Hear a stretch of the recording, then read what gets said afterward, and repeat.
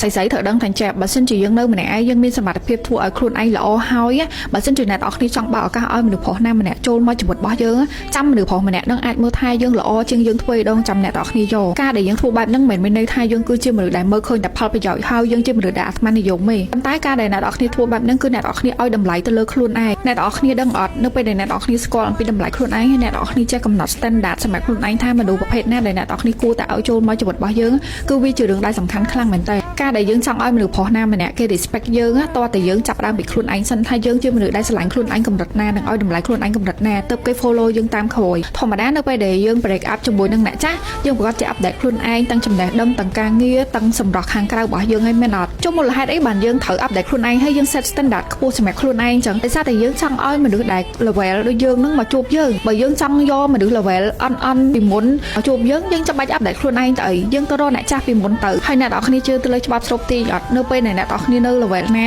មនុស្ស level ហ្នឹងគឺចូលមកអ្នកនរគ្នាវាជារឿងពិតហ្មងអ្នកនរគ្នាចាំសង្កេតមើលនៅពេលដែលអ្នកនរគ្នាបែកពីអ្នកចាស់ហើយអ្នកនរគ្នាអត់ update ខ្លួនឯងបែកគ្នាថ្មីថ្មោងអ្នកនរគ្នាទៅយកអ្នកថ្មីមួយផ្សេងទៀតអ្នកថ្មីហ្នឹងគឺដូចអ្នកចាស់ដែលអ្នកនរគ្នាទឹកតែបែកគ្នាថ្មីចឹងមូលហេតុអ្នកនរគ្នានៅកន្លែងណាអ្នកនរគ្នាស្រូបទាញមនុស្សប្រភេទហ្នឹងចូលមកជីវិតរបស់យើងនេះគឺជារឿងមួយដែលខ្ញុំតែងតែរំលឹកអ្នកនរគ្នាថា upgrade ខ្លួនឯងមុននឹងអ្នកនរគ្នាចង់បានមនុស្សល្អចូលមកជីវិតរបស់យើងចង់បានមនុស្សល្អកម្រិតណាធ្វើខ្លួនឯងឲ្យដល់កម្រិតហ្នឹងសិនហើយមនុស្សប្រុសមួយចំនួនណាក៏អត់សប្បាយចិត្តដែរនៅពេលដែលមនុស្សស្រីចេះកំណត់ standard សម្រាប់ខ្លួនឯងពួកឯងគាត់គិតថាប្របាក់ញ៉ាយប្របាក់យកហើយគាត់គិតថាគេនឹងលេងរឹកខ្ពស់អីចឹងទៅ